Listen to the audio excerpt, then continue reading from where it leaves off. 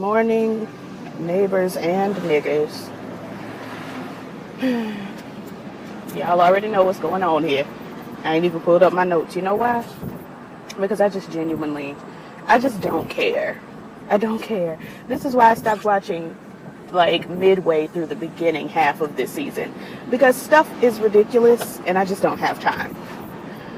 So we pick up where we left off with Charles, I think it is, and Candace. They still laid over in this bed, or she's laid over in the bed, or sitting in the bed. And the Secret Service is standing around her and this, that, and the other. Now, my thing is, I'm just not sure that a presidential candidate would have this much power. He's not the president. He is a candidate. I don't think that a presidential candidate could do all of this. I just don't think so. I'm not 100% sure, so I can't get 100% pissed. But anyway. So Candace is confused. She's begging. She's saying, please don't do this. She did not say, please don't do this. I have a son I need to get back to, which I'm just really trying to get to the root of this. I'm really trying to understand why, after all of this you've been doing for your son, you done went and bought this house, you done went and bought your mama and your brother a house, and video games. Didn't she buy the boy video games, or was that his grandmama? Well, the point is, I'm trying to understand. And the official story was Candace being that she thought her son was dead to begin with, and then she found out he wasn't. And so now you know your son isn't dead, and you're still not with him. You're still not calling him every moment. My mama lost a child, and then she had me. And she's never been under the impression that I'm gone, dead, anything like that. But because she had that experience prior, my mother is always trying to see where I'm at, who I'm with, am I okay? So I'm imagining that once you think that your child is dead, if my mama saw my brother walk around today, she would attach herself to that boy and never let go. So I'm just trying to get the mindset of Candace and the mindset of Tyler Perry, because Tyler Perry, you may or may not have created a child, and it just doesn't make sense to me now that you have a child for you to be writing a character here with a child that just obviously blatantly does not care about her child. It just doesn't make sense, because she did at one point. But whatever. So she's begging Charles not to take her. He tells the folks to take her, and she shook, and then they say they found on the laptop 5 years, I believe they said, worth of stalking material, and this, that, and the other, and she don't know where it came from. And Charles is like, do you see now that I run the show? All of that. And he's hideous. I thought he was ugly to begin with. I don't know why the girls on Twitter and stuff are saying, oh, look at him. I think it's just because his hair is curly. I hate it. I wish he would get a haircut. And maybe he could come back to me. And maybe I'll see some cuteness in him, but he's ugly.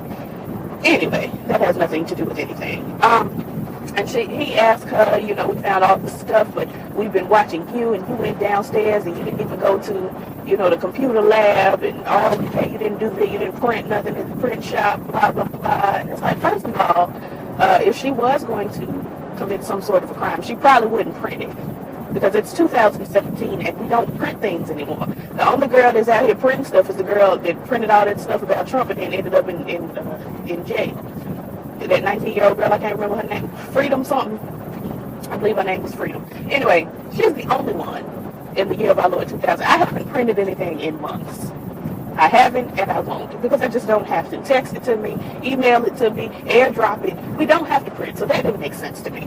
And he's like, well, we didn't see you doing this, that, and the other. And she's like, because I didn't. And now he wants to know why. And she says, because I like you, Charles, and I don't have time. I don't have earthly time. I don't have heavenly time.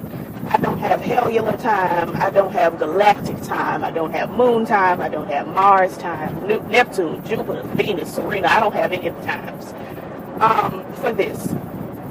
Anyway, he says, well, let's start over. My name is Charles, blah, blah, blah.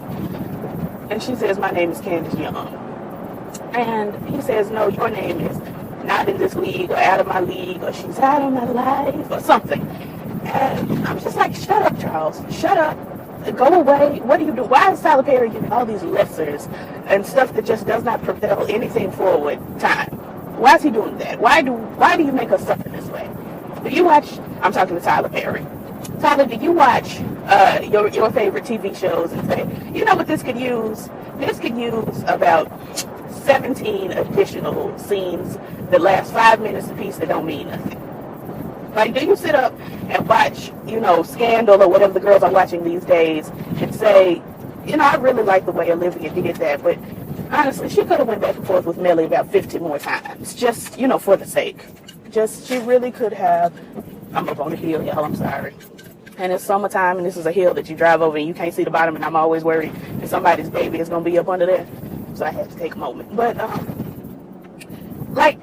what is the point, Tyler? What is the point? I don't understand.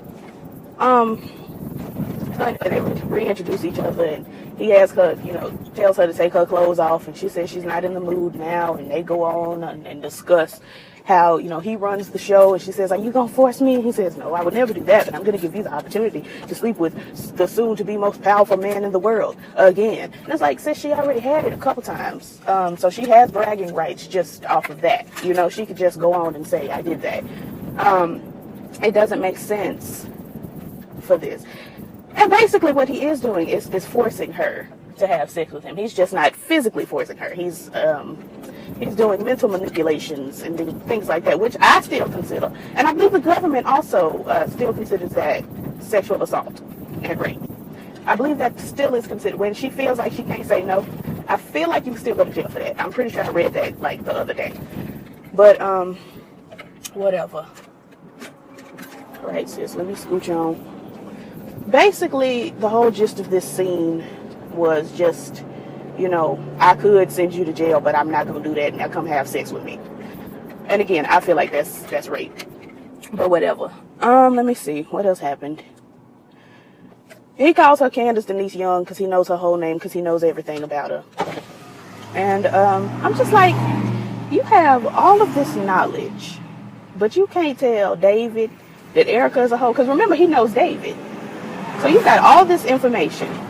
And when you dapped up David in the hallway the other day, you couldn't say, hey, David, what's going on? We tapped everybody and everything at this hotel. Turns out she's a hoe. Like, you spend all your time on Candace, who is obviously a hoe. She walked like a hoe. She talked like a hoe. Her leave out is hoe. Like you look at her and you're like, hoe. Not talking about Tika something. I'm talking about the way that they have Candace written. She sneaks around and she saunters and all of this, and it looks very hoe-ish. But you can't look at Erica and tell they're good girlfriends. Or save David some of this hassle. But okay. Anyway, Landon pops in. And he's giving, hey, how's it going? There's been a shootout. Now, he spots Candace, but he don't say nothing. And I'm like, why? Why you don't just say, hey, Candace, what's up? It's me, Landon. Or something. Or remember that time you had me, beat up? Like, hey, what's going on? Like, something like that could have been said.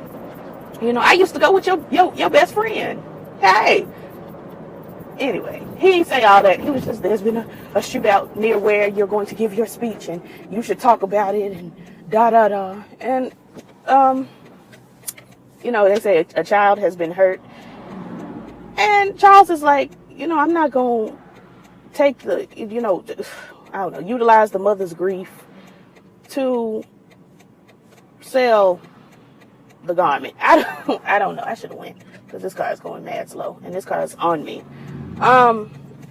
And if people would put on their signals, I would know when I can go. I would have the information that I needed, letting me know that I could go.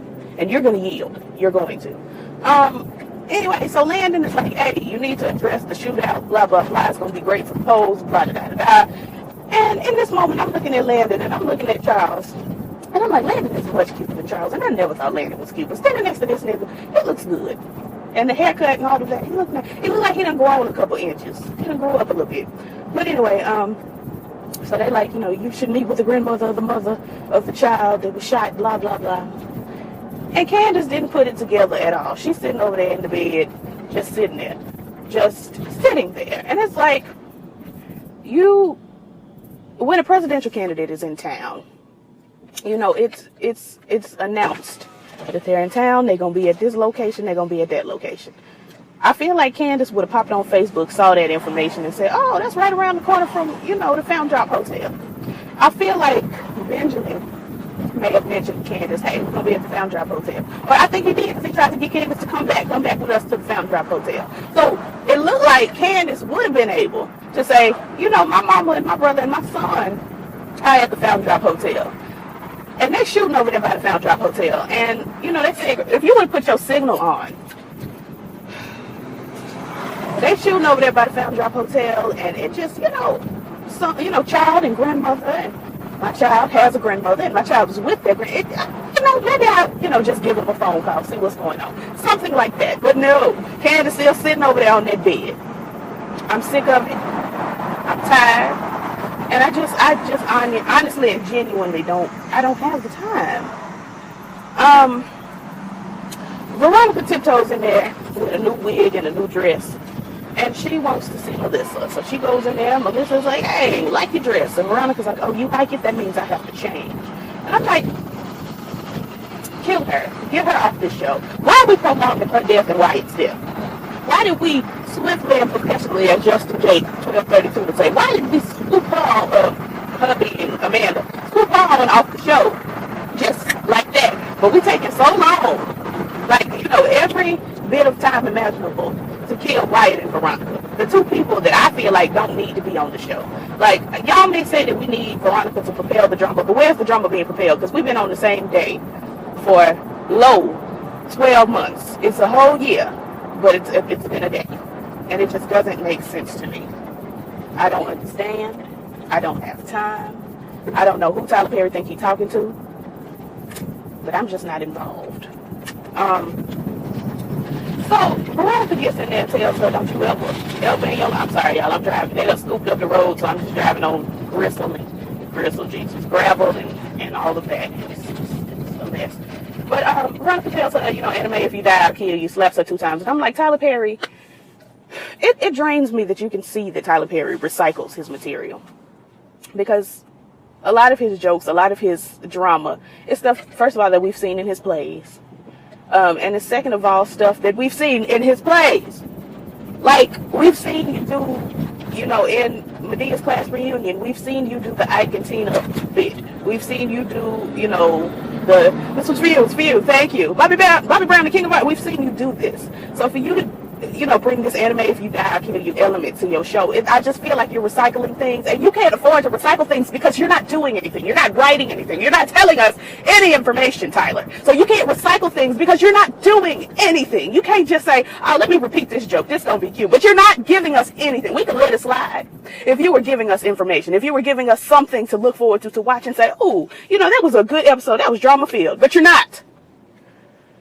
So Veronica slaps her twice, says, you know, don't you ever do it again in your life, because if you try it again, I'll make it worse for you. I'll take you to the top of a building, throw you off, make sure they, you know, you live, and then make you suffer. And I don't have time. Let's swoop on back over to Hanna. They picking out the funeral, you know, colors and flowers and casket and basket and, you know, all the things that they pick out for the funeral. And Hanna goes into, I can't even afford to pay for this boy's casket. And I'm just like, okay, listen. Since you want to pretend like you're going to have to pay for something, why don't you go ahead and suggest that we cremate the boy? Because it's cheaper. It's not cheap, but it's more cost effective than burial. So go ahead and say, you know, since I can't afford to pay, if you're serious about not being able to afford to pay for it, just say, well, let's go ahead and cremate the boy, and I'll just, you know, carry around his remains. I just don't have time for Hanna to be always talking about, I can't afford, to her rich friend that she knows is going to offer to pay for the stuff. I cannot be bothered with this today. I couldn't be bothered with it 3-4 days ago when I watched the show. I can't. That's why I ain't done the review, because I already knew my spirit wasn't right. I can't afford. And then you got to have Katheryn come in and say, well, you know, don't worry about it. I've already told you, don't worry about it. Shut up! All this bull! I can't! I try not to be this aggressive. I really do. I try to mind my business and, you know, just chill. Let people express their arts however they express their arts. But this is getting ridiculous and stupid. It's getting ridiculous and it's getting dumb. And this is why it took me so long to even start reviewing this show. We're in the middle of season 4 because I get mad every season. I get mad and I either stop watching or I sit there and I brood. And I was like, I can't bring this to YouTube, but you know what? I am. I'm bringing it to you. If Tyler Perry can present us with this bull, I can present y'all with my anger about it. The funeral's going to be on Saturday. Blah, blah, blah.